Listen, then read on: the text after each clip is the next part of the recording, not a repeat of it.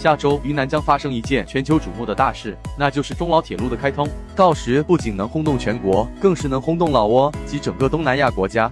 这是一条从中国云南昆明直通老挝首都万象的跨国铁路，国内段途经玉溪、峨山、沅江、墨江、普洱、西双版纳、磨罕口岸后进入老挝，时速160千米每小时，全程都有移动网络覆盖。到时从昆明到西双版纳只要3个半小时，到老挝10小时，也就是早上昆明海埂大坝喂海鸥，中午到西双版纳看大象，晚上就能到万象领略东南亚风情。为修这条路，中方出了大头的人力物力和财力，老挝也几乎掏空了家底。这不仅是一条惠民铁路，还是一条真正意义上中国造走出去的模范铁路。全程清一色采用中国标准、中国技术和中国设备，还与中国铁路网直接连通。从勘测到完工，花了整整11年时间，修了上百座桥梁和隧道。可以说，建设者们不是在打洞，就是在建桥的路上，其中的艰辛难以想象。既然那么艰辛，中国为啥还要把路修到一贫如洗的老挝家门口？难道就是为老挝扶贫？老挝作为世界上最穷的国家之一，